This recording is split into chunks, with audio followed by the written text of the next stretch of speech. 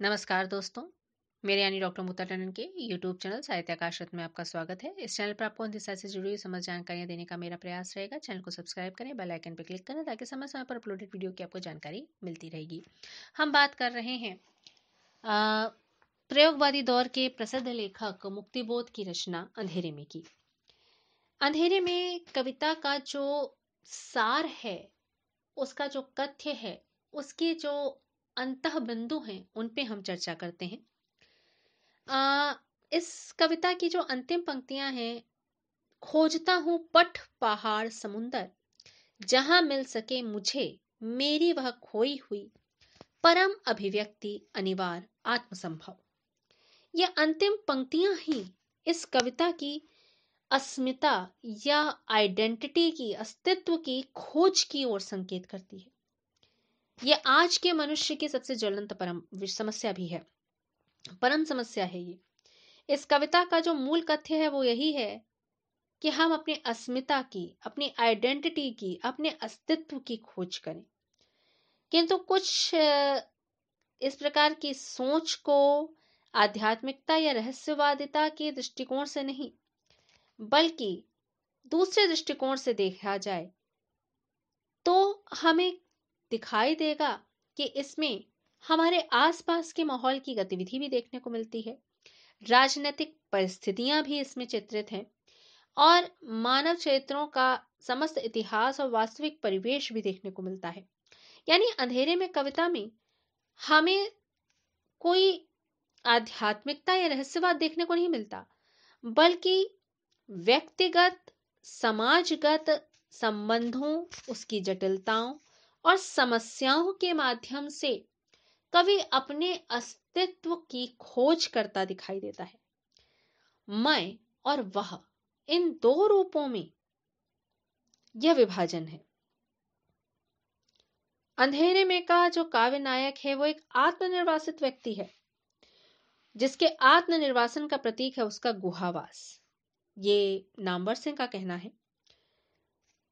यह व्यक्ति दोस्तोयेव्स्की के अंडरग्राउंड मैन की समान ही बाह्य परिस्थितियों से भय खाकर एक तिलिस्मी खो में निवास करता है।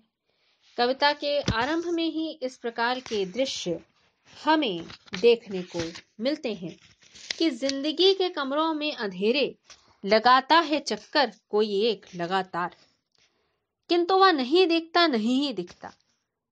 दिखेगा कैसे? वो तो हमारी अपनी अभिव्यक्ति है, हमारा अपना अस्तित्व है, जो हमसे कहीं दूर नहीं है बल्कि हमारे भीतर ही मौजूद है। और हम उसे कस्तूरी मृग की भांति, कस्तूरी की महक के कारण जिस तरह से कस्तूरी मृग उसे बाहर ढूंढता है, हम भी अपने अस्तित्व की तलाश अपने भीतर करने के बजाय बाहर कर रहे होते हैं। तभी अकस्मात इतना परिवर्तन होता है कि सारी परिस्थिति एक विकराल स्वरूप धारण कर लेती है। वह रहस्यमय व्यक्ति अब तक न पाई गई मेरी अभिव्यक्ति है।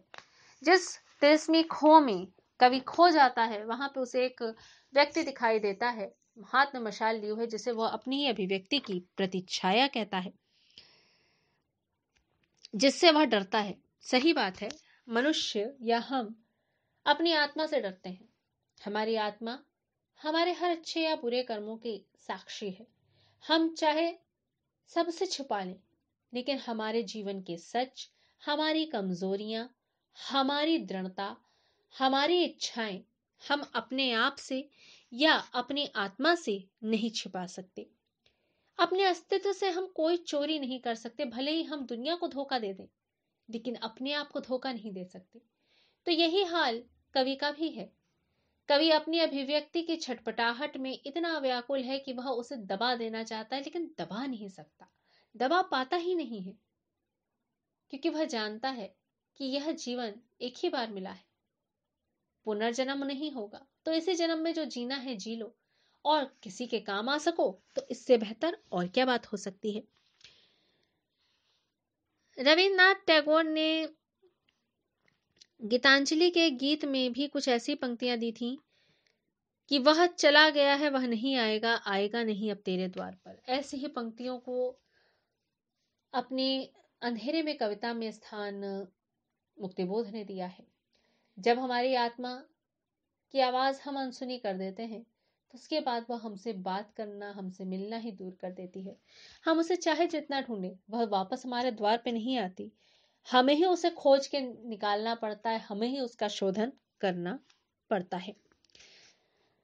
अंधेरे में कविता का प्रभाव जिस परिवेश पे निभा गया है वह भी विचारणीय है। और जो सबसे बड़ी बात है वो है अंधेरे में की कविता या अंधेरे में की भूमिका।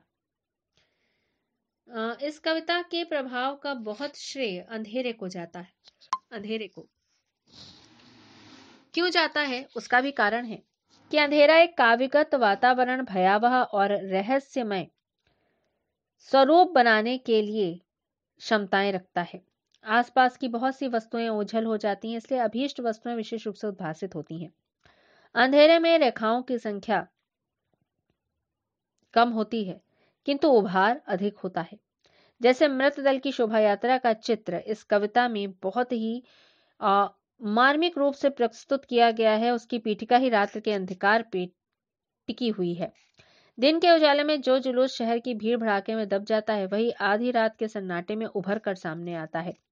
संगीन नोकें चमक उठती हैं, बैंड की आवाज उभार देता है। दिन के उजाले में कोलतार की जो सड़कें प्राप्त होती हैं, वही रात में मरी हुई खिंची हुई काली जीवा सी मालूम होती हैं।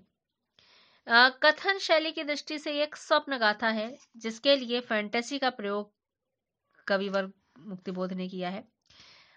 इस उपयोग की कलात्मक सार्थकता पे बहुत कम विचार किया गया है, लेकिन स्वयं मुक्तिबोध फैंटेसी शब्द का प्रयोग बहुत ही व्यापक अर्थ में करते हैं।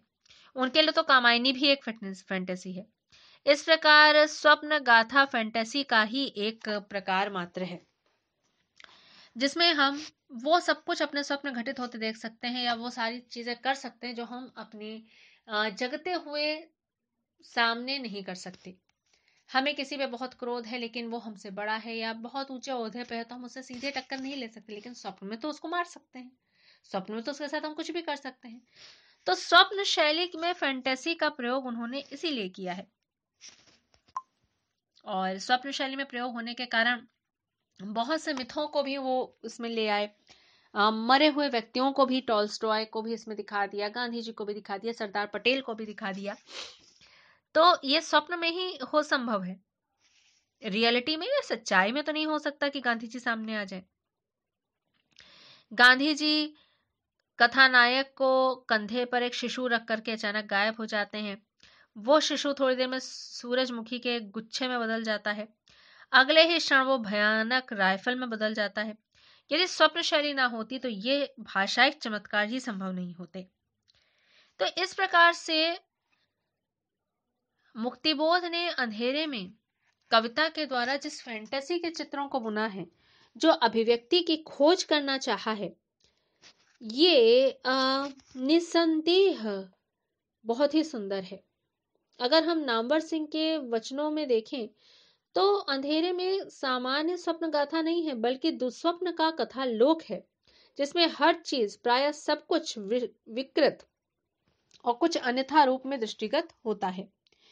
किंतु काव्य नायक की असाधारण मनस्थिति को देखते हुए यह असंगत बिल्कुल नहीं लगता। इससे स्पष्ट है कि कथानायक के मन पे परिस्थितियां हावी हैं और वह अतिरिक्त भयाक्रांत हो चुका है। तो ये परिस्थिति उत्पन्न होना अंधेरे में की संरचना को और भी अधिक महत्वपूर्ण बना देता है। परस्पर विरोधी भाव दृश्यों का धूप छाही मेल, जिसे विरुद्धों का सामंजस्य शुक्ल जी ने कहा था, वही हमें अंधेरे में कविता में देखने को मिलता है। नामवर सिंह ने इसे विरुद्धों का सामंजस्य ऐसे ही नहीं कहा है। अंधकार की गहरी पृष्ठभूमि पर एक आलोक रेखा खींचकर कालजयी काव्य कृतित्व का जो प्रतिमान किसी समय निराला की राम की शक्ति पूजा ने उपस्थित किया था, अंधेरे में कविता के द्वारा मुक्तिबोध ने दूसरे काव्य कृति के रूप में उसे प्रस्तुत किया है। अंधेरे में के अंतर्गत सर्वत्र अंधेरा ही नहीं है बल्कि चमकती हुई रंग बिरंगी मणियां भी हैं। फूल बंदूक और गोलियां ही नहीं है, फूलों के गुच्छे भी हैं। पिशाच आकृति मनुष्य ही नहीं है, सकर्मक सदचित वेदना भास्कर नए नए सहचर भी है। भय ही नहीं है मानव, करुणा भी है, पीड़ा ही नहीं है आस्था भी है। संपूर्ण कविता में अंधकार के ऊपर अस्तित्व की एक अलौकिक सुगंध परिव्याप्त है। तो इन वचनों के साथ हम आज मुक्तिबोध की कविता अंधेरे में के विवरण को यहीं पर समाप्त करते हैं। मुक्तिबोध की अंधेरे में कविता से जुड़ी हुई अन्य विशेषताओं पे चर्चा हम अब अपने अगले वीडियो में करेंगे। तब तक के लिए नमस्कार।